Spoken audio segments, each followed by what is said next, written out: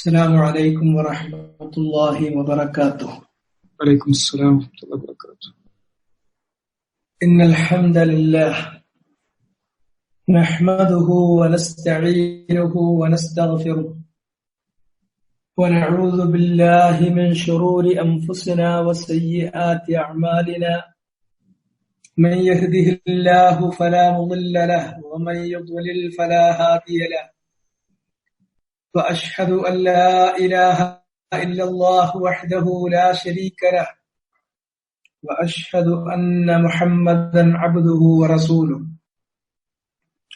يا أيها الذين آمنوا اتقوا الله حق تقاته ولا تموتن إلا وأنتم مسلمون. يا أيها الناس اتقوا ربكم الذي خلقكم من نفس واحدة وخلق منها زوجها وبث منهما رجالا كثيرا ونساء واتقوا الله الذي تساءلون به والأرحام إن الله كان عليكم رقيبا. يا أيها الذين آمنوا اتقوا الله وقولوا قولا سديدا يصلح لكم أعمالكم ويغفر لكم ذنوبكم ومن يطع الله ورسوله فقد فاز فوزا عظيما. أما بعد فإن أصدق الحديث كتاب الله وخير الهدي هدي محمد صلى الله عليه وسلم وشر الأمور محدثاتها فكل محدثة بدعة وكل بدعة ضلالة وكل ضلالة في النار.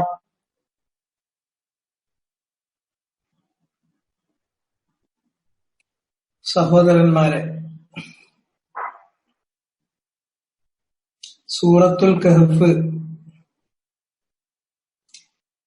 നമ്മൾ കുറച്ച് ആയത്തുകളൊക്കെ വായിച്ചു.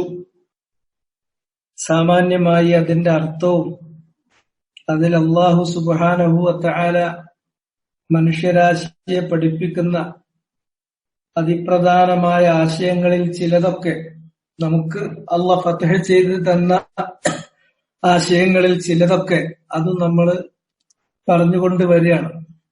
അതില് 36 ആയത്തുകൾ അവസാനിച്ചിട്ടുണ്ട്. ആ 36 ആയത്തുകളിൽ ഒരുപാട് കാര്യങ്ങൾ ഇതിനകം നമ്മൾ സംസാരിച്ചു കഴിഞ്ഞു. അവസാനം നമ്മൾ എത്തി നിൽക്കുന്നത് 2 മനുഷ്യരുടെ ഉപമ. അതിലൊരാൾ നന്ദിയില്ലാത്ത, സൃഷ്ടാവായ അള്ളാഹുവിനോട് പോലും കൃതജ്ഞത കാണിക്കാത്ത, അവനെ അംഗീകരിക്കാത്ത, അവനിൽ വിശ്വാസമർപ്പിക്കാത്ത ഒരു മനുഷ്യനാണ്, നന്ദികെട്ട മനുഷ്യൻ. ആ മനുഷ്യനെ സംബന്ധിച്ചാണ് ഒരു ചെറിയ ചിത്രം ആയത്തുകളിൽ വന്നിട്ടുള്ളത്. കഴിഞ്ഞ ആഴ്ചയിൽ നമ്മൾ പരിശോധിക്കേണ്ടായത്. അങ്ങനെ 36-ാമത്തെ ആയത്തിൽ നമ്മൾ എത്തിപ്പെട്ടിരിക്കുകയാണ്. ഇനിയുള്ളത് അവിടുന്ന് അങ്ങോട്ടുള്ള ആയത്തുകളാണ്.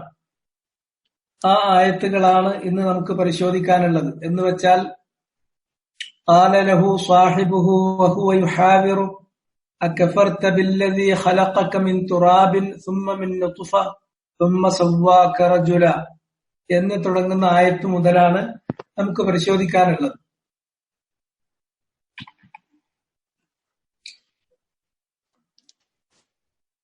ആ ആയത്ത്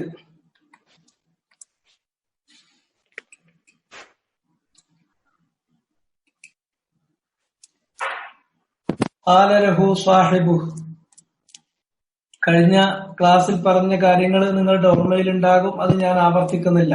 അയാളുടെ ധിക്കാരവും അഹങ്കാരവും എല്ലാം കൂടെ കേട്ട് കഴിഞ്ഞപ്പോൾ അയാളുടെ കൂട്ടുകാരൻ അയാളോട് പറഞ്ഞു, സാഹിബ്, കൂട്ടാളി, കൂട്ടുകാരൻ,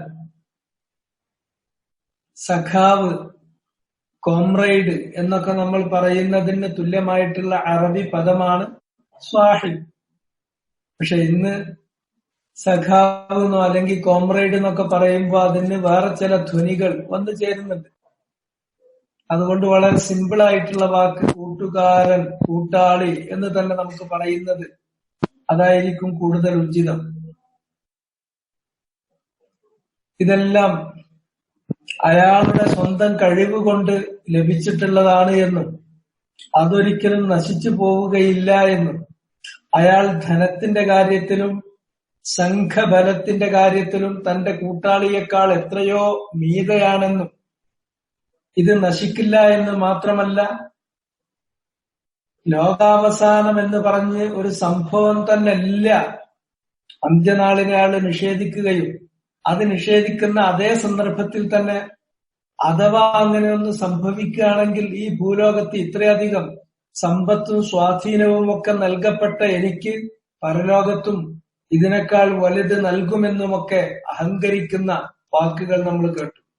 ഇതൊക്കെ അയാളുടെ കൂട്ടാളിയോട് പറഞ്ഞപ്പോൾ ഇനി മറുഭാഗത്ത് നിൽക്കുന്ന ആ കൂട്ടാളി ആരാണ്, അയാളുടെ സ്വഭാവം എന്താണ്, അതാണ് അല്ലാഹു സുബ്ഹാനഹു വ തആല തുടർന്നുള്ള ആയത്തുകളിൽ നമ്മെ അറിയിക്കുന്നത്. ഈ വാക്കുകളൊക്കെ പറഞ്ഞപ്പോൾ അയാളുടെ കൂട്ടാളി അയാളോട് പറഞ്ഞു വഹുവ യുഹാവിറു. ആ വാവ് അഡ്വർബാക്കാൻ വേണ്ടിയിട്ട്, ആ ക്ലോസിനെ അഡ്വർബാക്കാൻ വേണ്ടിയിട്ട്, അഥവാ ഹാലിയായ വാവ് എന്നാ പറയാം, അവസ്ഥ പറയാൻ വേണ്ടിയിട്ടാണ്.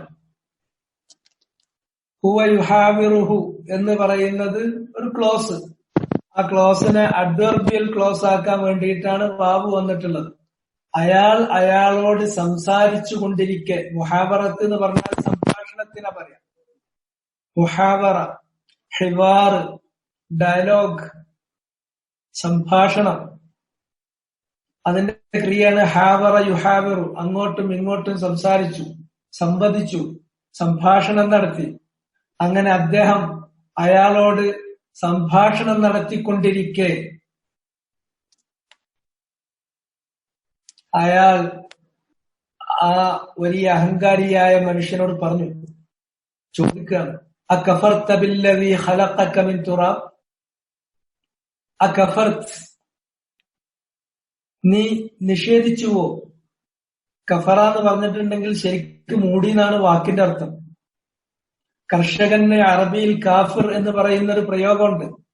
കാരണം വിത്ത് മണ്ണിൽ മൂടുന്നത് കർഷകന്റെ ജോലിയാണ്. അതുകൊണ്ട് തന്നെ ആ അർത്ഥത്തിൽ കാഫിർ, കുഫാർ എന്നത് കർഷകർക്ക് പ്രയോഗിക്കപ്പെട്ടിട്ടുണ്ട്. ഇവിടെ എന്താണ് മൂടുന്നത്? ആദ്യം മൂടുന്നത് അള്ളാഹു തനിക്ക് ചെയ്തു തന്നിട്ടുള്ള അനുഗ്രഹങ്ങളെ മുഴുവനും അയാൾ അങ്ങോട്ട് മൂടും, മറച്ചു വെക്കും. പിന്നെ നന്ദി അഥവാ നന്ദിയില്ലാത്തവനാകുന്നു, അനുഗ്രഹങ്ങൾ മൂടിക്കളയുന്നു, എന്നിട്ട് നന്ദി കെട്ടവനാകുന്നു. അതിന്റെ അടുത്ത പടി ആ അനുഗ്രഹങ്ങളെല്ലാം നൽകിയ അനുഗ്രഹദാതാവായ മുൻഇമായ അള്ളാഹു അവനെ തന്നെ അങ്ങ് നിഷേധിക്കും. ആദ്യം അവൻ ചെയ്തു കൊടുത്ത അനുഗ്രഹങ്ങൾ നിഷേധിക്കും, പിന്നീട് അനുഗ്രഹങ്ങൾ ചെയ്തു കൊടുത്ത അനുഗ്രഹദാതാവായ അള്ളാഹുവിനെ തന്നെ നിഷേധിക്കും. അപ്പോ ആദ്യ അനുഗ്രഹങ്ങളെ മറച്ചു പിടിക്കുന്ന സ്വഭാവം വന്നു. പിന്നെ അള്ളാന്റെ ആസ്തിക്യത്തെ പോലും നിഷേധിക്കുന്ന സ്വഭാവം വന്നു. അപ്പോ അതുകൊണ്ടാണ് കുഫർ എന്നുള്ള വാക്ക് അവിശ്വാസത്തിന് വേണ്ടി പ്രയോഗിച്ചു വരുന്നത്. നീ അവിശ്വസിക്കുകയാണോ? നീ നന്ദികേട് കാണിക്കുകയാണോ? നന്ദികേട് കാണിച്ചു. ആ നന്ദികേടിന്റെ വലിയ രൂപമാണ് അവിശ്വാസം.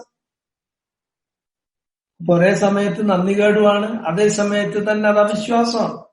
നന്ദികേട് എന്നുള്ളത് അതിന്റെ ഏറ്റവും താഴെ പടിയിലുള്ളതാണ്, അതിന്റെ ഏറ്റവും മുകളിലുള്ളതാണ് അവിശ്വാസം. ആരെ നീ അവിശ്വസിക്കുന്നു? ആരോട് നീ നന്ദികേട് കാണിക്കുന്നു? ബില്ലദീ ഖലഖക മിൻ തുറാബ്, നിന്നെ മണ്ണിൽ നിന്ന് സൃഷ്ടിച്ചവനായ അല്ലാഹ്, അവനോട് നന്ദികേട് കാണിക്കുകയാണോ? അവനെ നീ അവിശ്വസിക്കുകയാണോ? അവനെ നീ നിഷേധിക്കുകയാണോ? മനുഷ്യ, മണ്ണിൽ നിന്ന് സൃഷ്ടിച്ചു എന്നത് മനുഷ്യവർഗത്തിന്റെ സൃഷ്ടിപ്പിനെ മൊത്തം, ഒരു മനുഷ്യൻ എന്ന് പറഞ്ഞാൽ മനുഷ്യവർഗത്തിന്റെ മൊത്തം കാര്യങ്ങൾ അയാളുടെ ദിമ്മത്തിലുണ്ട്. ഒഴിഞ്ഞു പോകുന്നതല്ല. നമുക്ക് ഒറ്റപ്പെട്ട് നിൽക്കാൻ പറ്റൂല. സാധാരണ ഇൻഡിവിജ്വൽ എന്ന് പറയും. ആ ഇൻഡിവിജ്വൽ എന്ന് പറയുന്ന വാക്കുണ്ടാകുന്നത് അത് ഇൻഡിവിസിബിൾ ആയിട്ടുള്ള, അതിനെ വിഭജിച്ച് പോകാൻ പറ്റാത്ത ഒരു ഏകാത്മകത്വം എന്നുള്ളതാണ്. അങ്ങനെ മറ്റുള്ളവരുമായി പങ്കില്ലാത്ത, ബന്ധങ്ങളില്ലാത്ത, മറ്റുള്ളവരിൽ നിന്നെല്ലാം തന്നെ തീർത്തും മാറി നിൽക്കുന്ന ഒരേകാത്മകത്വം മനുഷ്യനില്ല. ഞാനുണ്ടാകുന്നത് നിങ്ങൾ ഉണ്ടാകുമ്പോഴാണ്. മറ്റുള്ളവരുമായുള്ള നമ്മുടെ ബന്ധമാണ് നമ്മുടെ ഉണ്മയെ പ്രകാശിപ്പിക്കുന്നത്. അല്ലെങ്കിൽ അതിനൊരു അർത്ഥം ഉണ്ടാവില്ല. അപ്പൊ അതുകൊണ്ട് തന്നെ ഒരു മനുഷ്യൻ, ആ മനുഷ്യന്റെ സൃഷ്ടിപ്പ് പറയുന്നിടത്ത് ഒരു മനുഷ്യനെ മാത്രമല്ല, മൊത്തം മനുഷ്യരുടെ സൃഷ്ടിപ്പാണ്. മനുഷ്യരിൽ ആദ്യത്തെ മനുഷ്യനെ അള്ളാഹു സൃഷ്ടിച്ചത് മിൻ തുറാബ്, മണ്ണിൽ നിന്നാണ്. പിന്നെ ആ മനുഷ്യനിൽ നിന്ന് തന്നെ ആ മനുഷ്യനുള്ള ഇണയെ അള്ള സൃഷ്ടിച്ചു കൊടുത്തു.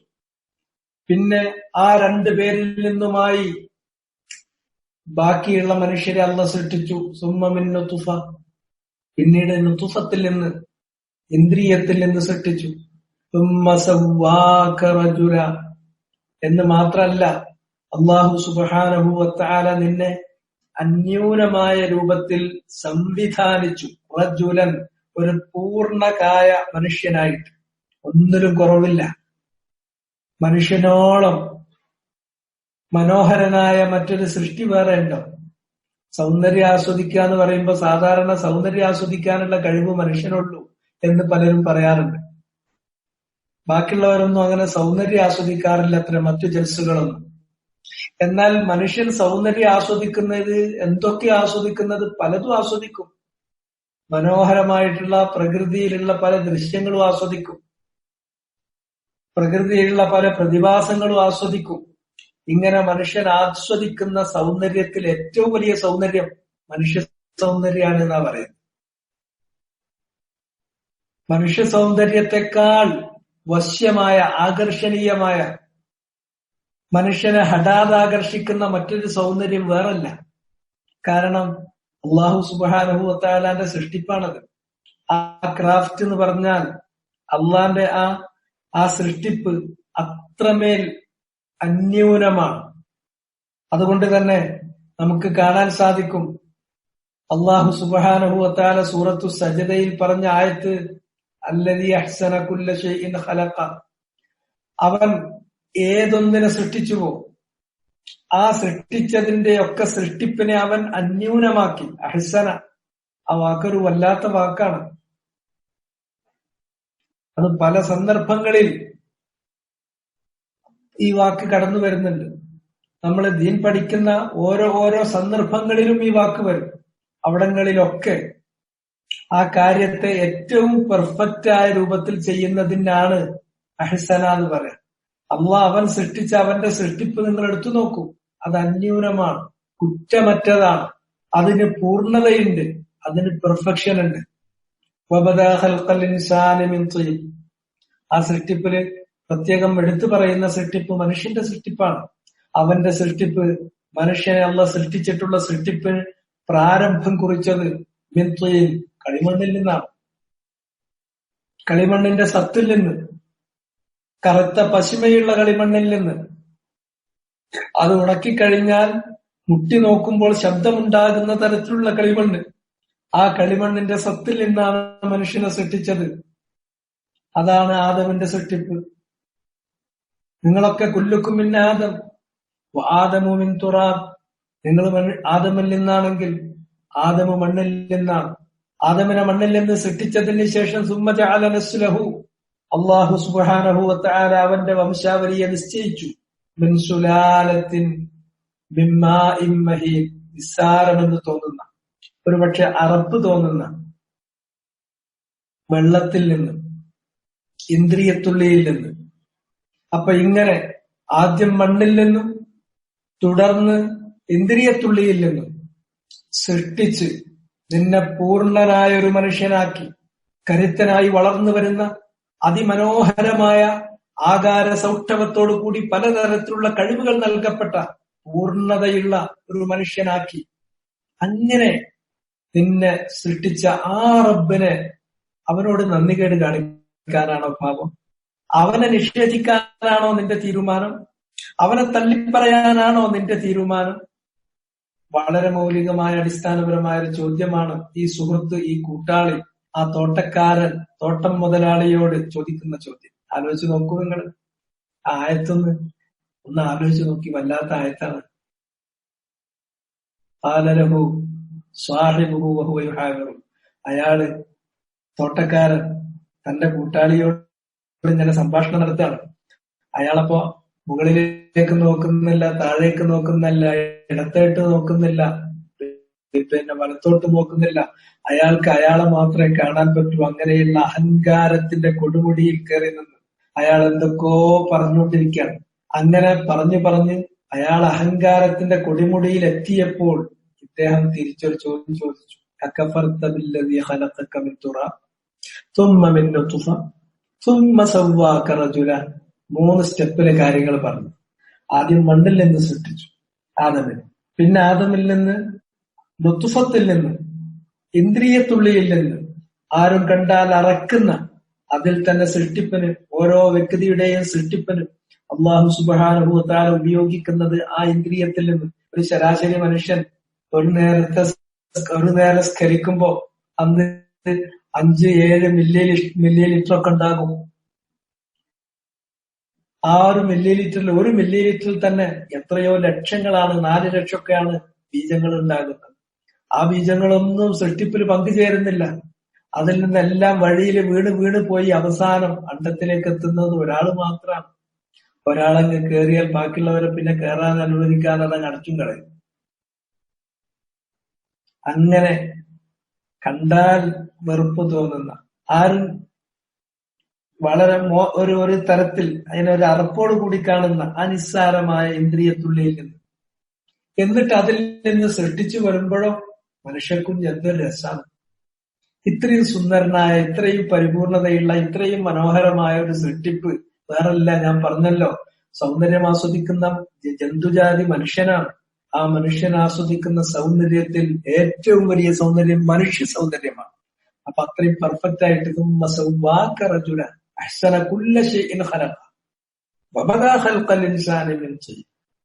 അങ്ങനെയുള്ള ആ റബ്ബിനെ, ഒന്നുമല്ലാതെ നിന്നെ മണ്ണിൽ നിന്ന്, പിന്നെ ഇന്ദ്രിയത്തിൽ നിന്ന്, പിന്നെ വളർച്ചയുടെ പല പടികൾ കടത്തിക്കൊണ്ടുവന്ന് കരുത്തനായ, ശക്തനായ, കഴിവുകളുള്ള, മനോഹരനായ, പൂർണ്ണകായനായ ഒരു മനുഷ്യനാക്കി വളർച്ച കൊണ്ടുവന്ന ആ റബ്ബിനെയാണോ, ആ റബ്ബിനോടാണോ നന്ദികേട്? അവനെയാണോ നീ നിഷേധിക്കുന്നത് എന്നായി ഇദ്ദേഹത്തിന്റെ ചോദ്യം. ആ ചോദ്യത്തിന് സാധാരണ നമ്മുടെ സംഭാഷണത്തിനൊക്കെ വേറൊന്നുണ്ട്. ചോദിച്ചങ്ങ് പോവുണ്ടാകും. ആ ചോദ്യത്തിന്റെയും ഉത്തരത്തിന്റെയും ഇടയിൽ പറയപ്പെടേണ്ട കാര്യം പറയപ്പെടാതെ പോകും. അവിടെ കുറെ ചോദ്യങ്ങളും കുറെ ഉത്തരങ്ങളുമല്ല, അവിടെ പറയപ്പെടേണ്ട സ്റ്റേറ്റ്മെന്റ് അത് വളരെ കറുപ്പിലും വെളുപ്പിലുമായിട്ട് നല്ല സ്ഫുടമായ ശബ്ദത്തിൽ അതവിടെ മുഴങ്ങന്നെ വേണം. അതുകൊണ്ട് അദ്ദേഹം തുടർന്നു കൊണ്ട് പറയുന്നു, ലാകിന്നഹു അല്ലാഹു റബ്ബി വലാ ഉശ്രികു ബിറബ്ബി അഹദ. എന്താണ് ആ സ്റ്റേറ്റ്മെന്റില്? വിഷയത്തിന്റെ അതിൽ ഉൾക്കൊള്ളുന്ന ആ ആശയം എത്ര വ്യക്തമാണ്. അതുൾക്കൊള്ളുന്നതായ ആ ധാർമ്മിക മൂല്യം എത്ര കനപ്പെട്ടതാണ്. എന്റെ സൃഷ്ടിപ്പ്, ഞാൻ എന്ന് പറയുന്നത് ഒറ്റപ്പെട്ട ഒരു സാധനമല്ല, മനുഷ്യരാശിയിൽ ഒരു കണ്ണിയാണ്. മനുഷ്യരാശി എന്ന് പറയുന്നത് അത് ഒറ്റപ്പെട്ട ഒരു ജനുസല്ല. അല്ലാഹു സുബ്ഹാനഹു വ തആലയുടെ അസംഖ്യം സൃഷ്ടിജാലങ്ങളുടെ കണ്ണിയിൽ ഒരു കണ്ണിയാണ്. ഈ സൃഷ്ടിപ്രപഞ്ചത്തിൽ മനുഷ്യരാശിയുടേതായ ഒരു പ്രാമുഖ്യമുണ്ട്, ഒരു വെയിറ്റേജ്. മനുഷ്യരാശിയുടേതായ ഒരു സ്ഥാനം അടയാളപ്പെടുത്താനുണ്ട്. ആ മൊത്തം സൃഷ്ടികൾ വന്നാൽ പോലും അത് ആയില്ല. ആ സൃഷ്ടികൾക്കപ്പുറം ആ സൃഷ്ടികളെ സൃഷ്ടിക്കുകയും ഉടമപ്പെടുത്തുകയും നിയന്ത്രിക്കുകയും പരിപാലിക്കുകയും സംഹരിക്കേണ്ട ഒരു വേള സംഹരിക്കുകയും ഒക്കെ ചെയ്യുന്ന ഒരു സൃഷ്ടാവായ, ഖാലിഖായ, മാലിക്കായ, മുദബ്ബിറായ, റാസിഖായ, ഹക്കീമായ, അസീസായ അല്ലാഹു പറഞ്ഞു. അതുകൊണ്ട് തന്നെ ആ അള്ളാഹിനെ കുറിച്ച് പറയാതെ ഞാൻ എന്ന് പറയുന്ന ഉണ്മ, അതിനെക്കുറിച്ചുള്ള സംസാരം പൂർണ്ണമാകില്ല. ഞാൻ ഏതൊരു ജനസിൽപ്പെടുന്നുവോ ആ മനുഷ്യവർഗത്തെ കുറിച്ചുള്ള സംസാരം പൂർണ്ണമാവില്ല. ആ മനുഷ്യരാശി ഏതൊരു സൃഷ്ടിഗണത്തിൽപ്പെടുന്നുവോ ആ സൃഷ്ടിഗണത്തിന്റെ, ആ പ്രപഞ്ചത്തിന്റെ ആ സംഗ്രഹത്തിൽ ഉൾപ്പെടില്ല, പൂർണ്ണാവില്ല. അതുകൊണ്ട് അയാൾ പറഞ്ഞു ലാകിന്ന ഹുവല്ലാഹു റബ്ബി വലാ ഉശ്രികു ബിറബ്ബി അഹദ. ലാക്കിന്ന എന്ന് പറയുന്നൊന്ന് പിരിച്ചെഴുതാം. ലാക്കിൻ ഒരു വാക്ക്, അന വേറൊരു വാക്ക്. പക്ഷെ ഞാൻ, നീ അങ്ങനെ നിഷേധിക്കുകയാണെങ്കിൽ അത് നിന്റെ കാര്യം. എന്നാൽ ശരിക്കുള്ള കാര്യം, എന്റെ കാര്യം, ശരിക്കുള്ള കാര്യം, ഞാൻ വിശ്വസിക്കുന്നത് എന്റെ പൊസിഷൻ എന്താണ്, എന്റെ പൊസിഷൻ അത് ഞാൻ പറയാം. അതാണ് ശരിയായ പൊസിഷൻ. ആ പൊസിഷൻ എന്താണ്? ഹുവല്ലാഹു റബ്ബി. എന്റെ പൊസിഷൻ ഞാൻ പറയാം. ഞാന് പാറമെന്ന് പൊട്ടിമുളച്ചൊന്നുമല്ല. ഞാൻ സ്വയംഭൂവായിട്ട് ഇവിടെ ഭൂലോകത്തെ ഇങ്ങനെ വന്ന ഒരാളല്ല. എനിക്കൊരു സൃഷ്ടാവുണ്ട്. സൃഷ്ടാവ് സ്വോദ്ദേശപൂർവ്വം സൃഷ്ടിച്ചു വിട്ട ഒരു സൃഷ്ടി മാത്രമാണ് ഞാൻ. അതുകൊണ്ട് ഹുവല്ലാഹു റബ്ബി.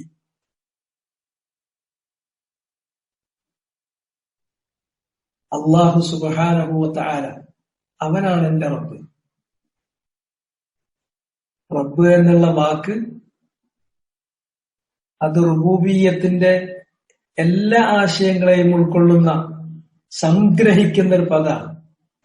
റുബൂബിയ്യത്തിന്റെ ആശയങ്ങൾ എന്ന് പറഞ്ഞാൽ അതിൽ മുഖ്യമായത്, പ്രമുഖമായ 3 കാര്യം: അൽ ഖൽഖു വൽ മുൽക്കു വത്തദ്ബീർ.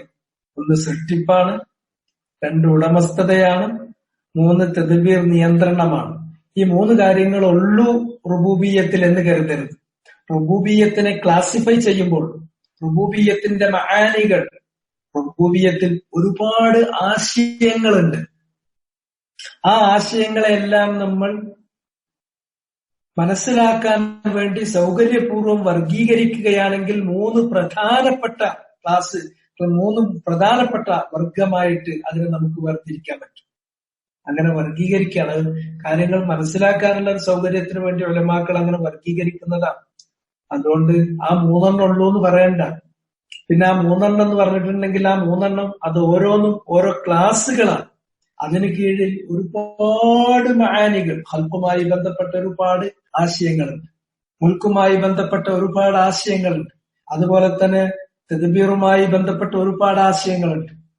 അപ്പോ സൃഷ്ടിക്കുകയും ഉടമപ്പെടുത്തുകയും നിയന്ത്രിച്ച് പരിപാലിക്കുകയും ഒക്കെ ചെയ്യുന്ന ഈ റുബൂബിയ്യത്തിന്റെ എല്ലാ കാര്യങ്ങളും ആർക്ക് അവകാശപ്പെട്ടതാണോ, ആരുടേതാണോ ആ റബ്ബ്, അവനാണ് അല്ലാഹു. ആ അള്ളയാണ് എന്റെ റബ്ബ്. അവനാണ് എന്നെ സൃഷ്ടിച്ചത്, അവനാണ് എന്നെ ഉടമപ്പെടുത്തുന്നത്, അവനാണ് എന്നെ നിയന്ത്രിക്കുന്നത് എന്നല്ല. എന്നെ മാത്രല്ല, ഞാൻ ഉൾപ്പെടുന്ന മനുഷ്യവർഗത്തെ മാത്രല്ല, മനുഷ്യവർഗം ഉൾപ്പെടുന്ന സൃഷ്ടിപ്രപഞ്ചത്തെ മൊത്തം സൃഷ്ടികളെയും സൃഷ്ടിച്ച് ഉടമപ്പെടുത്തി നിയന്ത്രിച്ച് പരിപാലിക്കുന്നവൻ അല്ലാഹുവാണ്. അവന്റെ ആ റുബൂബിയ്യത്ത് അത് അനിഷേധ്യാണ്. ആർക്കതിനെ നിഷേധിക്കാൻ പറ്റും?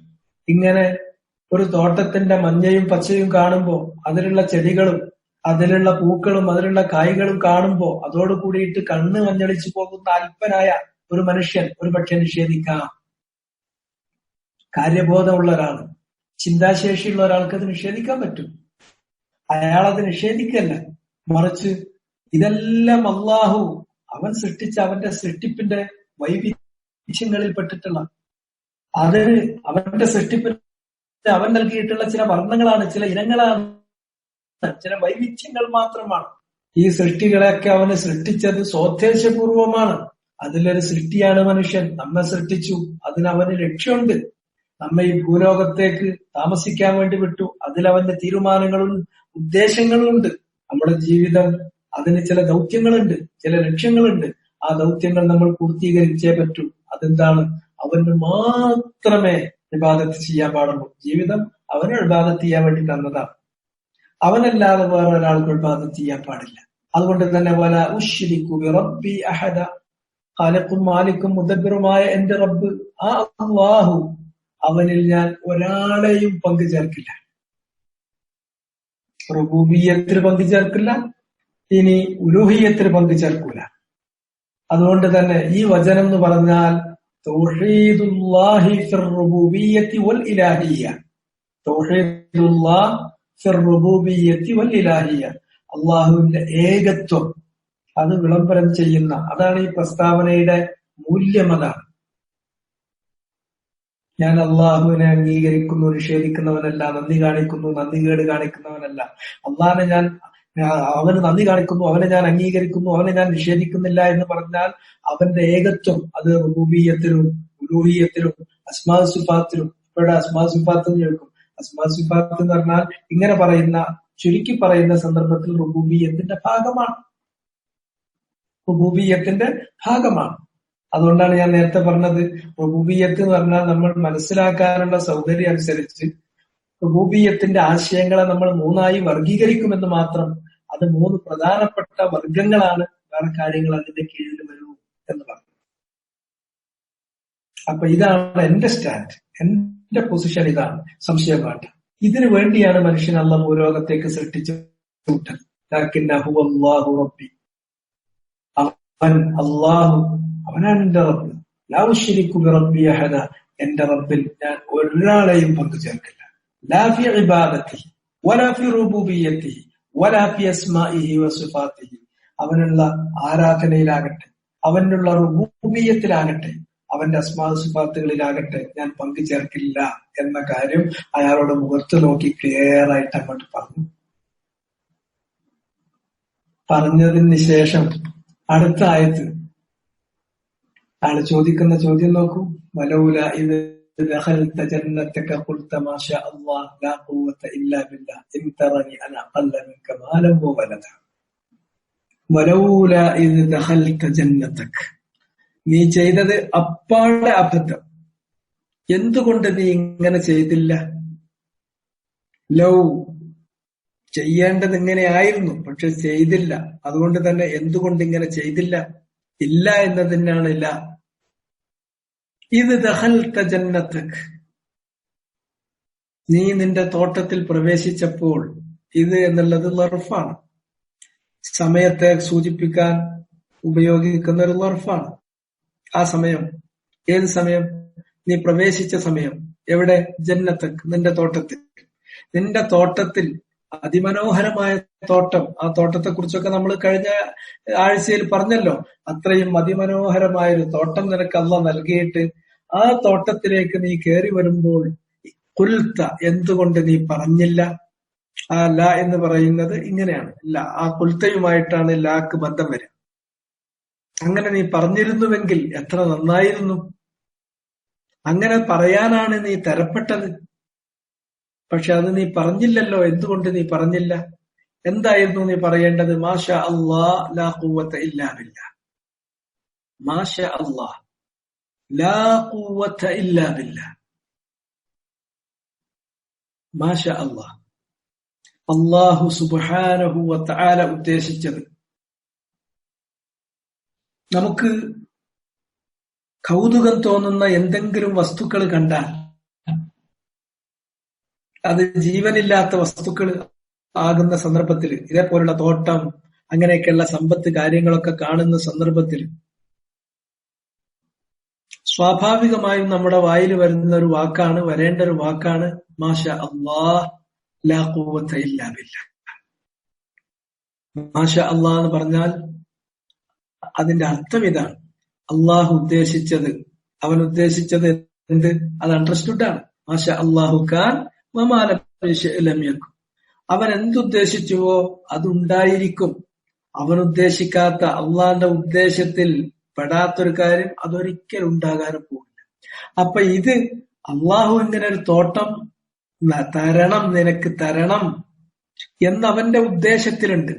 അവന്റെ ഉദ്ദേശത്തിൽ ഉള്ളത് കൊണ്ട് മാത്രമാണ് ഇങ്ങനെ ഒരു തോട്ടം നിനക്ക് കിട്ടിയത്. ഇവിടെ ഇങ്ങനെ ഒരു തോട്ടം, ഇവിടെ ഒരു സൃഷ്ടിയായി, നിന്റെ ഒരു സ്വത്തായി ഇവിടെ പുലർന്നു നിൽക്കുന്നത്.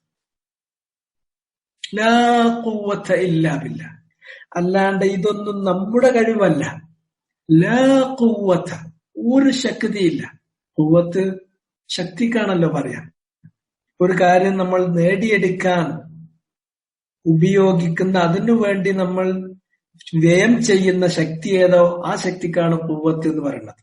എന്നാൽ നമുക്ക് എതിരിൽ വരുന്ന എന്തെങ്കിലും ആക്രമണങ്ങൾ ഉണ്ടെങ്കിൽ ആ ആക്രമണങ്ങളെ തടുക്കാൻ, പ്രതിരോധിക്കാൻ നമ്മൾ ഉപയോഗിക്കുന്ന ശക്തിക്ക് ഇതിന്റെ കൂടെ ഹൗലാണ് സാധാരണ ചേർക്കുക. ലാ ഹൗല വലാ ഖുവത ഇല്ലാ ബില്ലാഹ്. അപ്പോ ഇവിടെ ഒരു എന്തെങ്കിലും തരത്തിലുള്ള ഒരു ബുദ്ധിമുട്ടുകൾ തടുക്കുന്ന കാര്യമല്ല ഇവിടെ പറഞ്ഞുകൊണ്ടിരിക്കുന്നത്. ഈ തോട്ടം എന്തൊരു തോട്ടം! നല്ല അതിമനോഹരമായ 2 തോട്ടങ്ങൾ, അവക്കിടയിൽ കൃഷി ചെയ്യാവുന്ന ഭൂമി വേറെ, 2 തോട്ടത്തിന്റെയും താഴ്ഭാഗത്തു കൂടി അരുവികൾ ഒഴുകിക്കൊണ്ടിരിക്കുന്നു. അതിൽ നല്ല മുന്തിരിത്തോട്ടങ്ങള് അതിങ്ങനെ പടർന്നു പിടിച്ചിരിക്കുന്നു. അതിന്റെ സൈഡുകളിലെല്ലാം, അതിന്റെ പാർശ്വങ്ങളിലെല്ലാം ഈത്തപ്പന കൊണ്ട് അതില് പോലെ ഈത്തപ്പന നിൽക്കുന്നു. ഇങ്ങനെ എന്തൊക്കെ നമ്മൾ പറഞ്ഞല്ലോ. ഈ തോട്ടങ്ങളൊക്കെ അള്ളാഹ് ഉദ്ദേശിച്ചത് കൊണ്ട്, അവന്റെ വേണ്ടുക കൊണ്ട് മാത്രമുണ്ടായതും, അത് ഉണ്ടാക്കാനുള്ള നമ്മുടെ ശ്രമം, അതിനുള്ള കഴിവ് എന്ന് പറഞ്ഞാൽ ആ കഴിവ് നമുക്ക് വെറുതെ കിട്ടുന്നതല്ല, അള്ളാഹ് തന്നത് കൊണ്ട് മാത്രമാണ്. അള്ളാഹിനെ കൊണ്ട്, അവൻ തന്നത് കൊണ്ട് മാത്രമാണ്. ഇനി നമുക്ക് അവൻ വിട്ടു തന്ന ഇത്തരം കഴിവുകൾ പോലും നമ്മൾ വിനിയോഗിച്ചാൽ, അത് വിനിയോഗിച്ച ലക്ഷ്യത്തിൽ അത് പൂർത്തിയാക്കാൻ നമുക്ക് കഴിയില്ല, അല്ലെങ്കിൽ അത് സഫലമായി തീരില്ല. അള്ളാഹുവിന്റെ തൗഫീഖ് അപ്പോൾ കിട്ടിയെങ്കിലല്ലാതെ. എനിക്ക് കഴിയും കാരണം അള്ളാഹ് ചില കഴിവുകൾ തന്നിട്ടുണ്ട്, ശരിയാണ്. അള്ളാഹ് എനിക്ക് വിട്ടു തന്ന ഈ കഴിവ് കണ്ട് ഞാനൊരു കാര്യം നിറവേറ്റുന്നു എന്ന് സങ്കല്പിക്കുക. അത് നിറവേറ്റുമ്പോൾ തന്നെയും അത് സഫലമാവണമെങ്കിൽ അള്ളാഹ് വിട്ടു തന്ന കഴിവിന്റെ പുറമെ ചെയ്യുന്ന സമയത്ത് അള്ളാഹുവിന്റെ തൗഫീഖിന്റെ കഴിവും കൂടെ വരണം. തൗഫീഖായിട്ട് അവന്റെ കഴിവ് വേറെ കിട്ടണം, അപ്പോഴേ അത് സഫലമായി തീരുള്ളൂ. അപ്പൊ നീ വേണ്ടിയിരുന്നത് ഈ തോട്ടത്തിലേക്ക് കയറി വരുമ്പോൾ അള്ളാഹുവിനെ അംഗീകരിക്കുന്നവനായിട്ട്, അള്ളാഹുവിൽ വിശ്വസിക്കുന്നവനായിട്ട്, അവനെ നിഷേധിക്കുന്ന സ്വഭാവം ഒഴിവാക്കിയിട്ട് അവനോട് നന്ദി കാണിക്കുന്നവനായിട്ട്, കൃതജ്ഞത കാണിക്കാത്തവനായിട്ട്, അതിന്റെയൊക്കെ ഭാഗമായി ആ നന്ദി പ്രകാശിപ്പിക്കുന്നതിന്റെ ഭാഗമായി ഹൃദയം കൊണ്ട് അംഗീകരിക്കുന്നതിന് പുറമെ നാവ് കൊണ്ടാണ് ആ നന്ദി നീ പറയേണ്ടത്. മാഷാ അല്ലാഹ് ലാ ഖുവത ഇല്ലാ ബില്ലാഹ്. ഇത് ചെറിയ വാക്കല്ല കേട്ടോ. നമ്മുടെ ഉബൂദിയ്യത്തിനെ പ്രതിഫലിപ്പിക്കുന്ന, അള്ളാഹുവിനോട് സൃഷ്ടിയായ തനിക്കുള്ള ബന്ധത്തിന്റെ സ്വഭാവം എന്ത് എന്ന് നിർവചിക്കുന്ന വചനാണ്. ഞാനൊരു സൃഷ്ടിയാണ്, അള്ളാഹുവാണ് എന്റെ സൃഷ്ടാവ്. ആ സൃഷ്ടാവായ അള്ളാഹുവിന് കീഴിൽ സൃഷ്ടി എന്ന നിലക്ക് ഞാൻ നിൽക്കുമ്പോൾ എന്റെ ബന്ധം അത് ഉബൂദിയ്യത്തിന്റെ ബന്ധമാണ്. ആ ഉബൂദിയ്യത്തിന്റെ ബന്ധത്തെ റിഫ്ലക്ട് ചെയ്യുന്ന, അതിനെ പ്രതിഫലിപ്പിക്കുന്ന വാക്കാണ് ലാ ഖുവത ഇല്ലാ ബില്ലാഹ്. മാഷാ അല്ലാഹ് ലാ ഖുവത ഇല്ലാ ബില്ലാഹ്. ഇൻ തറനി അന അഖല്ല മിൻക മാലൻ വവലദ. നീ എന്നെ കണ്ടുവെങ്കിൽ, ഇൻ തറനി, നീ എന്നെ കണ്ടുവെങ്കിൽ, അന, ഏതവസ്ഥയിൽ, അന അഖല്ല മിൻക മാലൻ വവലദ, ഞാൻ നിന്നെക്കാളും സമ്പത്തും സന്താനവും കുറഞ്ഞവനാണ്. കാരണം നേരത്തെ അങ്ങനെ ഒരു വാക്കിയാണ് പറഞ്ഞല്ലോ, അന അഅ്സു മിൻക മാലൻ വവലദ, നിന്നെക്കാൾ അഫ്ലുവൻസ് ഉള്ളവനാണ്, ധനമുള്ളവനാണ് ഞാൻ, നിന്നെക്കാൾ അംഗബലം സംഘബലം ഉള്ളവനാണ്. അപ്പൊ ഞാൻ മക്കൾ, സന്താനങ്ങൾ പോലെയുള്ള എന്നെ പിന്തുണക്കാൻ മക്കൾ അല്ലെങ്കിൽ സന്താനങ്ങൾ ഇല്ല, കുറവാണ്. എനിക്കതുപോലെ തന്നെ സമ്പത്തില്ല, വളരെ കുറവാണ്. എന്നെക്കാൾ സമ്പത്ത് കൊണ്ടും സന്താനങ്ങൾ കൊണ്ടും വളരെ താഴേക്കിടയിലുള്ള വളരെ കുറഞ്ഞൊരു വ്യക്തിയായി നീ എന്നെ കണ്ടാൽ, അപ്പോ നീ യഥാർത്ഥത്തിൽ എന്തായിരുന്നു ചെയ്യേണ്ടത്? നിനക്ക് അതിൽ കവിഞ്ഞതൊക്കെ അള്ളാഹ് തന്നിട്ടുണ്ടെങ്കിൽ മാഷാ അല്ലാഹ് ലാ ഖുവത ഇല്ലാ ബില്ലാഹ് എന്നായിരുന്നു നീ പറയേണ്ടത്. പക്ഷെ എന്തുകൊണ്ട് നീ അങ്ങനെ പറഞ്ഞില്ല? യഥാർത്ഥത്തിൽ ഈ ലാ ഹൗല വലാ ഖുവത ഇല്ലാ ബില്ലാഹ് എന്നത് അത് ചെറിയ വാക്കല്ല. ഞാൻ നേരത്തെ പറഞ്ഞല്ലോ, അത് ഖൈബർ യുദ്ധത്തിന്റെ സന്ദർഭത്തിലാണ് നബി സല്ലല്ലാഹു അലൈഹി വസല്ലമ ഈ കാര്യം പറയുന്നത്. അബ്ദുല്ലാഹി ഇബ്നു ഖൈസ് എന്ന് പറഞ്ഞിട്ടുണ്ടെങ്കിൽ അബൂ മൂസ അൽ-അശ്അരിയുടെ പേരാണ്. അബൂ മൂസ അൽ-അശ്അരി റളിയല്ലാഹു തആല അൻഹു നബി സല്ലല്ലാഹു അലൈഹി വസല്ലമയുടെ പിൻസവാരിക്കാരനായി ഇങ്ങനെ പോവുകയാണ് ഖൈബർ യുദ്ധത്തിന്റെ വേളയിൽ. അപ്പോ റസൂലുള്ളാഹ് അബൂ മൂസ അൽ-അശ്അരിയെ വിളിക്കുന്നു, യാ അബ്ദുല്ലാഹി ഇബ്നു ഖൈസ്. ഖുൽത്, അപ്പോ അബ്ദുല്ലാഹി ഇബ്നു ഖൈസ് മറുപടി പറയാണ്, ലബ്ബൈക യാ റസൂലല്ലാഹ്, വളരെ വിനയപൂർവ്വം വിളിക്കുത്തരം നൽകുന്ന വാക്ക് അങ്ങനെയാണ്, ലബ്ബൈക്ക്, താങ്കളുടെ വിളിക്കുക ഞാൻ വിനയപൂർവ്വം ഉത്തരം ചെയ്തിരിക്കുന്നു നബിയെ എന്നർത്ഥം. അപ്പൊ നബി സല്ലല്ലാഹു അലൈഹി വസല്ലം ചോദിക്കുന്നു, അലാ അദുല്ലുക അലാ കലിമ, ഞാൻ നിനക്കൊരു വചനം പറഞ്ഞു തരട്ടെയോ? നബി ഇങ്ങനെയൊക്കെയാണ് കാര്യങ്ങൾ പഠിപ്പിച്ചു കൊടുക്കുക. അധികം ഇതേമാതിരി സൂമും അതിന് ആഴ്ചയിലൊരു സമയം എന്നിട്ട് ക്ലാസ് പ്രഖ്യാപനം നോട്ടീസും അതൊന്നുമില്ല. സ്വാഭാവികമായ ജീവിതത്തിൽ അത് തന്നെ ഒരാളുടെ മനസ്സിലേക്ക് ഏറ്റവും അധികം അത് ഇറങ്ങിച്ചെല്ലാൻ പറ്റുന്ന ഒരു സന്ദർഭത്തിലാണ് പറയാം.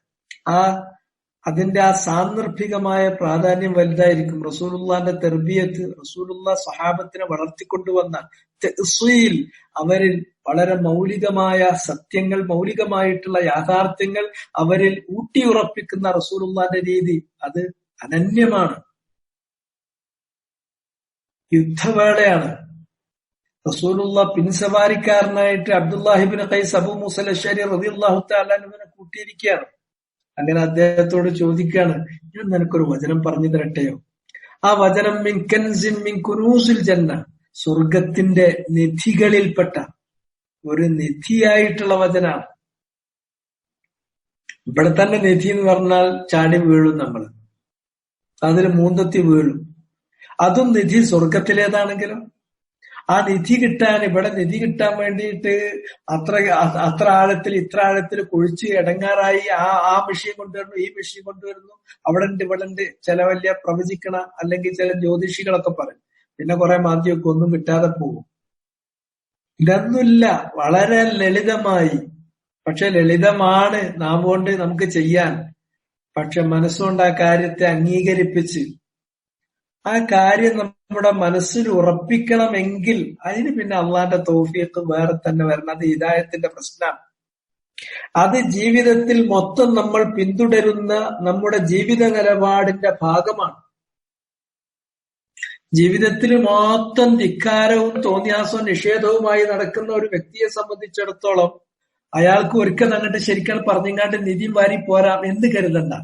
ഇങ്ങനെയുള്ള കാര്യങ്ങൾ എന്ന് പറഞ്ഞാൽ നമ്മുടെ ജീവിതത്തിൽ ഉടനീളം നമ്മൾ പിന്തുടരുന്ന നമ്മുടെ നിലപാടിന്റെ ആകത്തുകയുടെ ഫലമായിട്ടൊക്കെ ഇത് വരുള്ളൂ. അതുകൊണ്ട് പറയാണ്, സ്വർഗത്തിന്റെ നിധികളിൽപ്പെട്ട ഒരു നിധിയായ വചനം നൽകാൻ പറഞ്ഞു തരട്ടെയോ? ഖുൽതുബലായ റസൂലുള്ളാഹി ഫിദാക അബീ വ ഉമ്മി, എന്റെ ഉമ്മയും വാപ്പയും താങ്കൾക്കുള്ള പ്രായശ്ചിത്തമാണ്. അതിന്റെ അർത്ഥം, എനിക്ക് നിങ്ങൾ കഴിഞ്ഞിട്ടേ എന്റെ ഉമ്മയുള്ളൂ, എന്റെ ഉപ്പയുള്ളൂ, ഞാനുള്ളൂ. അത് റസൂലുള്ളാഹിയെ വിശ്വസിക്കുന്ന വിശ്വാസത്തിന്റെ പൂർണ്ണതയിൽപ്പെട്ടതാണ്. ഞാൻ നിങ്ങൾക്ക് പ്രിയപ്പെട്ടവനാകണം. ആരെക്കാളെല്ലാം? നിങ്ങളുടെ ഭാര്യയേക്കാൾ, നിങ്ങളുടെ മക്കളെക്കാൾ, നിങ്ങളുടെ ഉമ്മ വാപ്പാനേക്കാൾ, നിങ്ങളുടെ സ്വന്തം ശരീരത്തെക്കാൾ പോലും. അപ്പോഴേ നിങ്ങളുടെ ഈമാൻ പൂർണ്ണമാവും. അതുകൊണ്ട് തന്നെ എന്റെ ഉമ്മ, എന്റെ വാപ്പ എന്നെ സംബന്ധിച്ച് എന്നെക്കാളും വിലപ്പെട്ടത് എനിക്ക് എന്റെ മാതാപിതാക്കളാണ്. ആ മാതാപിതാക്കൾ പോലും താങ്കൾക്ക് പ്രായശ്ചിത്തമാണ്, ദണ്ഡമാണ്. അത്ര ഞാൻ നിങ്ങളിൽ വിശ്വസിച്ചിട്ടുണ്ട്. വിശ്വാസം, നബിയിലുള്ള വിശ്വാസം, ആ പൂർണ്ണത സൂചിപ്പിക്കാൻ വേണ്ടി അവർ പറയുന്ന വാക്കാണ്. അതുകൊണ്ട് നബി പറഞ്ഞു തരി, ആ കൻസ നിധി എനിക്ക് കിട്ടണം. ഖാൽ, അപ്പൊ റസൂലുള്ള പഠിപ്പിച്ചു കൊടുത്തത്, ലാ ഹൗല വലാ ഖുവത ഇല്ലാ ബില്ലാഹ്, ലാ ഹൗല വലാ ഖുവത ഇല്ലാ ബില്ലാഹ്.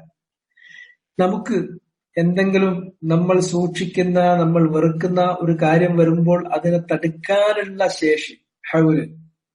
ഖുവത്ത്, നമ്മൾ ആഗ്രഹിക്കുന്ന, നമ്മൾ അഭിലഷിക്കുന്ന എന്തെങ്കിലും കാര്യങ്ങൾ ആർജിച്ചെടുക്കാൻ, നേടിയെടുക്കാനുള്ള ഖുവത്ത്, അത് രണ്ടും ഇല്ലാ ബില്ലാഹ്, അള്ളാനെ കൊണ്ടല്ലാതല്ല. അള്ളാഹ് തന്നാ കിട്ടി, അള്ളാഹ് വിട്ടു തന്ന കഴിവ് കൊണ്ട് അത് നമ്മൾ എക്സർസൈസ് ചെയ്യുമ്പോൾ തന്നെ അത് ഫുൾഫിൽ ചെയ്യപ്പെടണമെങ്കിൽ, അത് മെറ്റീരിയലൈസ് ചെയ്യണമെങ്കിൽ, അത് യാഥാർത്ഥ്യമാകണമെങ്കിൽ, അത് സഫലമാകണമെങ്കിൽ, അത് പൂവണിയണമെങ്കിൽ തൗഫീഖിന്റേതായ ഖുദ്റത്ത് അല്ലാഹ് വേറെ തരണം. അപ്പോ നമ്മൾ ഏതൊരു സന്ദർഭത്തിൽ ഈ ആയത്തിനെ വ്യാഖ്യാനിച്ചുകൊണ്ട് അല്ലാമത്ത് ഇബ്നുൽ ഖയ്യിം റഹ്മഹുല്ലാഹ്, അദ്ദേഹത്തെ പോലെയുള്ള ഉലമാക്കൾ പറഞ്ഞിട്ടുണ്ട്. ഉലമാക്കളുടെ കൗലാണ് കേട്ടോ. നമ്മൾ കൗതുകമുള്ള വസ്തുക്കൾ കാണുമ്പോ, ഈ ജീവനില്ലാത്ത ഇങ്ങനെ തോട്ടം, കാറ് പോലുള്ളതൊക്കെ ഉണ്ടല്ലോ, അതൊക്കെ കാണുമ്പോ അതിന് തബ്രീക്ക് ചെയ്യാൻ ഈ വാക്ക് ഉപയോഗിക്കാമെന്ന്. അബൂയാലിന്റെ ഒരു ഹദീസ് അങ്ങനെ ഉണ്ട്, മർഫുആയ ഹദീസ്, പക്ഷെ അത് ദഈഫാണ്.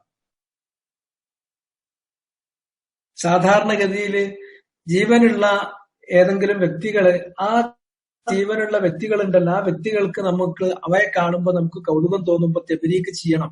കുട്ടികള് അല്ലാത്തവരും ഒക്കെ അങ്ങനെയാണ്. അല്ലെങ്കിൽ നമ്മുടെ കണ്ണ് അയാളെ ബാധിക്കും.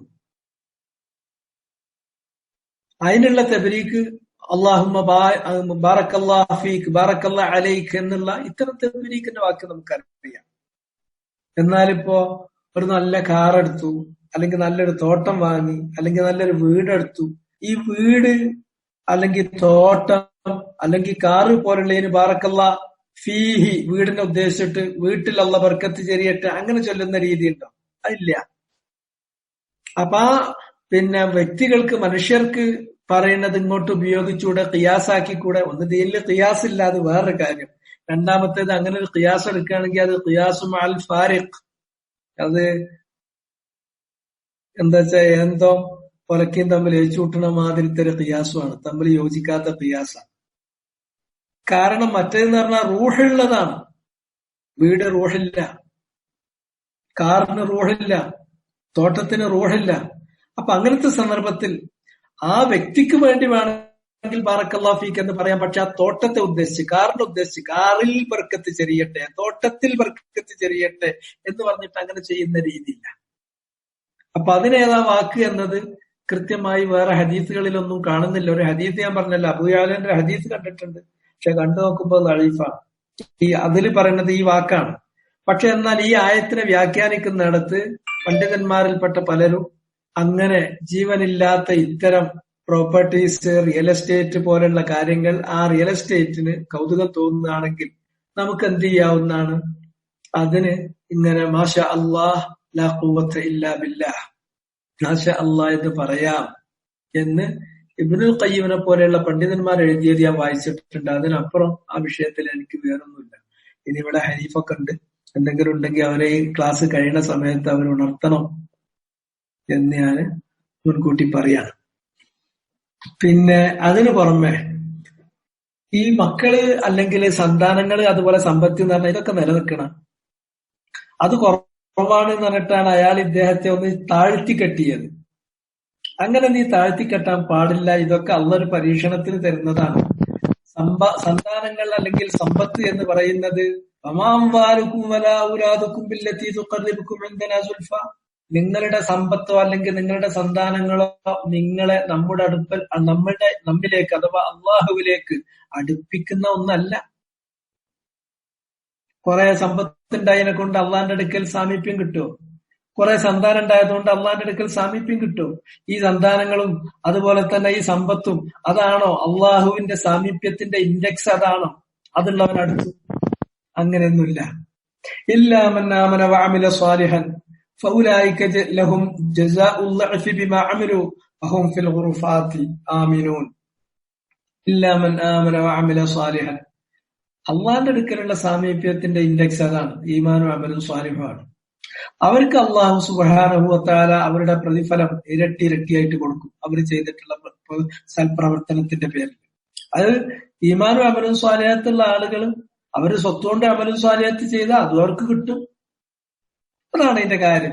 അത്തരക്കാര് സ്വർഗത്തിലെ ഉന്നതമായ പദവികളിലും റൂമുകളിലും നിർഭയരായിട്ട് വളരെ സന്തുഷ്ടരായിട്ട് കഴിച്ചുകൂട്ടുന്നവരായിരിക്കും. അപ്പോ സ്വത്തില്ല സമ്പത്തില്ല എന്ന് പറഞ്ഞ് താഴ്ത്തി കെട്ടുന്നതിന് വലിയ കാര്യമല്ല. അത് അള്ളാഹ് വിചാരിച്ചവർക്ക് അള്ളാഹ് കൊടുക്കും, അള്ളാഹ് വിചാരിച്ചവർക്ക് അള്ളാഹ് കൊടുത്തില്ല എന്ന് വരും. കൊടുക്കുന്നവരെ പരീക്ഷിക്കാനാണ്, കൊടുക്കാതിരിക്കുന്നതും പരീക്ഷണമാണ്. ആ പരീക്ഷണത്തിൽ പലപ്പോഴും ഈ സമ്പത്ത് കിട്ടുന്ന ആളുകൾ പരാജയപ്പെട്ടു പോവുകയാണ് ചെയ്യുന്നത്. അതേ സന്ദർഭത്തിൽ അള്ളാന്റെ അടുക്കലുള്ള സാമീപ്യം, ആ സാമീപ്യത്തിന്റെ മാനദണ്ഡം, അതിനുള്ള ഇൻഡെക്സ് അത് ഈമാനും അമലും സ്വാലിഹാണ്. അതുകൊണ്ട് എനിക്ക് സ്വത്തില്ല, എനിക്ക് സമ്പത്ത് കുറവാണ്, എനിക്ക് സന്താനങ്ങൾ കുറവാണ് എന്ന് നീ എന്നെ പറഞ്ഞപ്പോ യഥാർത്ഥത്തിൽ എന്നെ അത് താഴ്ത്തിക്കെട്ടാൻ പറയുന്ന സമയത്ത്, നീ ആ തോട്ടത്തിൽ കയറുന്ന സമയത്ത് നീ അതിന് ദുനിയാവിനെ ദുനിയാവായിട്ട് കാണണമായിരുന്നു. അത് അള്ളാഹുവിന്റെ സാമീപ്യത്തിനുള്ള ഇൻഡെക്സുകളല്ല. ഇത് നിനക്ക് കിട്ടിയത് അള്ളാന്റെ പ്രത്യേകമായൊരു ശക്തി അള്ളാഹ് നിനക്ക് അതിനുള്ള ഖുവ്വത്ത് തന്നത് കൊണ്ടും അള്ളാഹ് തരണം എന്നുള്ള വശീയത്തിൽ വന്നത് കൊണ്ടും മാത്രമാണ്. അതുകൊണ്ട് അത് കിട്ടുന്ന സന്ദർഭത്തിൽ നഷ്ടപ്പെടാതിരിക്കാനും അള്ളാഹിനോടുള്ള നിന്റെ ബന്ധം, ആ ഉബൂദിയ്യത്തിന്റെ ബന്ധം, അത് അവിടെ രേഖപ്പെടുത്താൻ, അത് നാവിലൂടെ രേഖപ്പെടുത്താൻ നീ ബാധ്യതപ്പെട്ടവനായിരുന്നു. നീ പറയണമായിരുന്നു മാഷാ അല്ലാഹ് ലാ ഖുവത ഇല്ലാ ബില്ലാഹ്. അടുത്ത ആയത്ത് ഫഅസാ റബ്ബി അൻ യുഅ്തിയനി ഖൈറൻ മിൻ ജന്നതിക വയുർസില അലൈഹാ ഹുസ്ബാനൻ മിനസ് സമാ ഫതുസ്ബിഹ സഈദൻ സലഖ. ഫഅസാ റബ്ബി, എന്റെ റബ്ബ് ആയേക്കാം, അൻ യുഅ്തിയനി ഖൈറൻ മിൻ ജന്നതിക, നിനക്ക് നൽകിയ ഈ തോട്ടത്തെക്കാളും ഗുണകരമായത് അവനെനിക്ക് നൽകിയേക്കാം. അവൻ തരാൻ വിചാരിച്ചാൽ ഒരു ബുദ്ധിമുട്ടുമില്ല. ഇവിടെ കിട്ടണമെന്നില്ല, പരലോകത്ത് കിട്ടിയാൽ മതി. ഇവിടെ കിട്ടിയിട്ട് എത്ര കാലായിരിക്കും? അതൊരു കണ്ണിമ വെട്ടുന്ന സമയം കൊണ്ട് ദുനിയാവിന്റെ കാലം കഴിഞ്ഞു തീർന്നു. അത് നശ്വരമാണ്, അത് നൈമിഷികമാണ്, അത് യാഥാർത്ഥ്യമില്ലാത്തതാണ്. എന്നാൽ പരലോകത്തത് എന്ന് പറഞ്ഞിട്ടുണ്ടെങ്കിൽ അനശ്വരമാണ്, യാഥാർത്ഥ്യമുള്ളതാണ്. അത് കിട്ടിക്കഴിഞ്ഞാൽ പിന്നെ കൈമോശം വരാത്തതാണ്. അതുകൊണ്ട് ഇതിനേക്കാൾ ഹൈറായത് എന്ന് അദ്ദേഹം പറയുമ്പോൾ അതുകൊണ്ട് ആത്യന്തികമായി അർത്ഥമാക്കുന്നത് അവിടെ പരലോകത്ത് പാരത്രിക ജീവിതത്തിൽ അദ്ദേഹത്തിന് ലഭിക്കണം എന്ന് അദ്ദേഹം പ്രതീക്ഷിക്കുന്ന, അദ്ദേഹം പ്രത്യാശിക്കുന്ന, അദ്ദേഹം പ്രാർത്ഥിക്കുന്ന അതാണ്. എന്റെ റബ്ബ് എനിക്ക് നിന്റെ ഈ തോട്ടത്തെക്കാൾ നല്ലത് തരാം. അത് ഇതിനേക്കാൾ നല്ല തോട്ടം സ്വർഗത്തിന്റെ ഉദ്യാനങ്ങളാണ്, സ്വർഗത്തിന്റെ പൂന്തോപ്പുകളാണ്, സ്വർഗത്തിലെ ആരാമങ്ങളാണ്. അത് എന്റെ റബ്ബ് എനിക്ക് തരാം. അവൻ അതിന് കഴിവുള്ളവനാണ്, അവൻ എന്റെ മനസ്സറിയുന്നവനാണ്, അവൻ എന്റെ പ്രാർത്ഥന സ്വീകരിക്കുന്നവനാണ്. അതേ സന്ദർഭത്തിൽ വയുർസില അലൈഹാ ഹുസ്ബാനൻ മിനസ് സമാ, വയുർസില അലൈഹ, നീ വളരെ അഹങ്കരിച്ച ഈ തോട്ടമൊക്കെ എന്റെ സ്വന്തം കഴിവുകൊണ്ട് ഞാൻ ഉണ്ടാക്കിയതാണ്, മാത്രല്ല അത് നശിച്ചു പോകുമെന്ന് ഞാൻ കരുതുന്നില്ല. ഇനി നശിച്ചു പോയാൽ തന്നെ അതിനേക്കാൾ നല്ലത് എനിക്ക് അള്ളാഹ് തരും എന്നൊക്കെ നീ പറഞ്ഞിട്ടുള്ള ആ തോട്ടത്തിന് നേരെ അള്ളാഹു അയച്ചേക്കാം ഹുസ്ബാനൻ. ഹുസ്ബാൻ എന്ന് പറയുന്നതിന് തഫ്സീർ പറയപ്പെട്ടിട്ടുള്ളത് അദാബൻ, ഒരു ശിക്ഷ എന്നാണ്. ഇബ്നു അബ്ബാസിൽ നിന്ന്, ലഹാക്കിൽ നിന്ന്, ഖതാദയിൽ നിന്ന്, മാലിക്കിൽ നിന്ന്, സുഹരിയിൽ നിന്നും ഒക്കെ അങ്ങനെയുള്ള തഫ്സീറുകൾ വന്നിട്ടുണ്ട്. അപ്പൊ നിന്റെ തോട്ടത്തിന് ഒരു വലിയ ശിക്ഷ. ആ ഹുസ്ബാൻ കൊണ്ട് ഉദ്ദേശിക്കുന്നത് ഒന്നായിട്ട് ഒരു പേമാരി വന്നിട്ട് അതങ്ങോട്ട് കണ്ടിട്ടില്ലേ? നമ്മളിപ്പോ കേരളത്തിലുള്ള ആളുകൾക്ക് പേമാരി വന്നിട്ട് ആ ഭൂമിയുടെ ആ ഭൂവൽക്കം ഒന്നിച്ച് കുത്തിയൊഴുക്കി കൊണ്ടുപോകുക എന്ന് പറഞ്ഞാൽ ഇപ്പൊ അത് മനസ്സിലാക്കാൻ വലിയ ബുദ്ധിമുട്ടൊന്നുമില്ല. കഴിഞ്ഞ ഈ കാലത്ത് ഇപ്പൊ കഷ്ടിച്ചൊരു വർഷം തികയാൻ പോവുകയാണ്, വീണ്ടും രണ്ടാമത് മഴ വരാൻ പോവുകയാണ്. ഇപ്പൊ ഓരോരുത്തരുടെയും നെഞ്ച് പഠിച്ചുകൊണ്ടിരിക്കുകയാണ്. അവിടെ ഗൾഫിലാണെങ്കിലും ഇവിടെ ഇന്ത്യയിലാണെങ്കിലും അല്ല അമേരിക്കയിലാണെങ്കിലും അല്ല യൂറോപ്പിലാണെങ്കിലും ഒക്കെ ഈ തവണത്തെ മഴ വരുമ്പോ എന്താവും? അന്ന് പലരും പറഞ്ഞുകൊണ്ട് വന്നത് കേരളത്തില് ഈ ഘട്ട്, നമ്മുടെ വെസ്റ്റേൺ ഘട്ട് എന്ന് പറയുന്ന പശ്ചിമഘട്ടത്തിന്റെ ഉയർന്ന സ്ഥലങ്ങൾ കഴിഞ്ഞാൽ പിന്നെ അങ്ങോട്ട് ചെരിഞ്ഞു വരുന്ന ഭാഗം തൊട്ടിട്ട് കടൽ തീരങ്ങളുടെ ഇടയിലുള്ള സ്ഥലം, അതോടെയുള്ള ഭൂമി, അതിന്റെ ആ ക്രസ്റ്റ് ദുർബലമായിട്ടുണ്ട്. ഏത് സമയത്ത് വേണമെങ്കിലും നീങ്ങാം, നിറങ്ങാം, കുത്തിയൊലിച്ചു പോകാം. ചില കവളപ്പാറയൊക്കെ കണ്ടില്ലേ, ഒന്നാഴ്ച പ്രദേശം ഒന്നിച്ച് കുത്തിയൊലിച്ച്, അവിടെ അങ്ങനെ ഒന്നും ഇല്ല.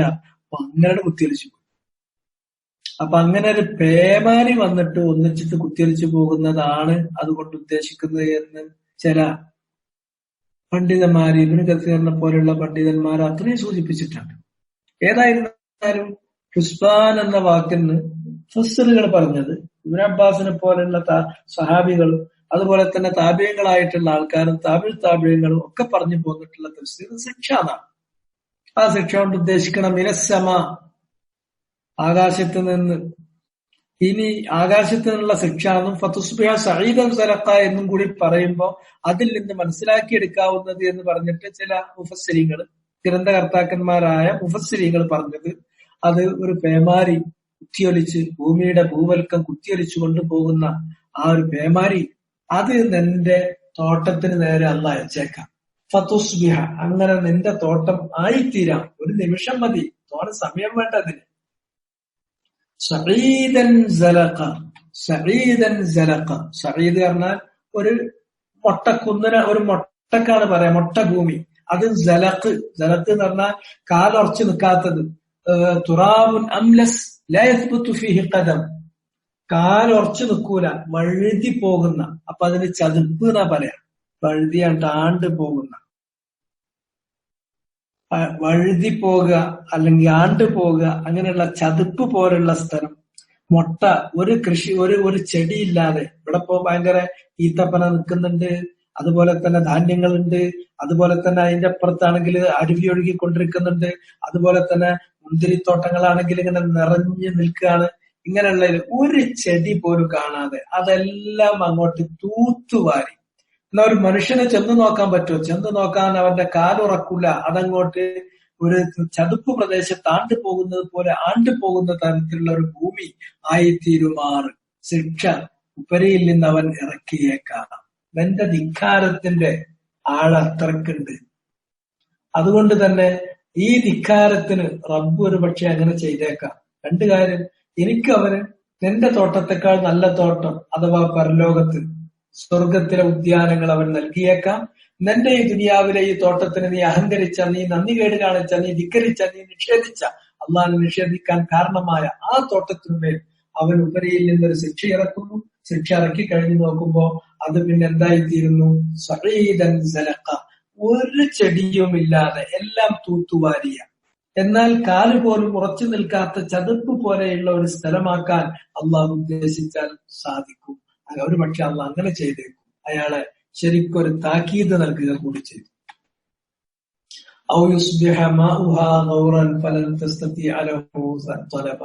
അല്ലെങ്കിൽ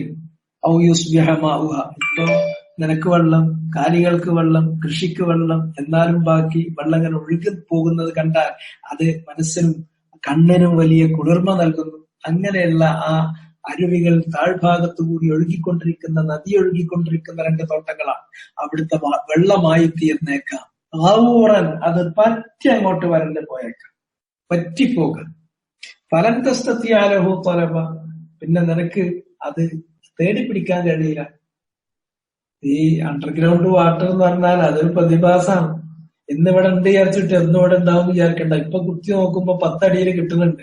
അതുകൊണ്ട് എന്നും 10 അടിയിൽ ഇവിടെ വെള്ളം കിട്ടുന്നൊന്നും കരുതണ്ട. അതൊരു വേറൊരു തരം കറണ്ട്, ഒരു പ്രവാഹമാണ്. ആ പ്രവാഹത്തിന്റെ ഗതി അങ്ങോട്ടും ഇങ്ങോട്ടും ഒക്കെ എപ്പോഴും മാറാം.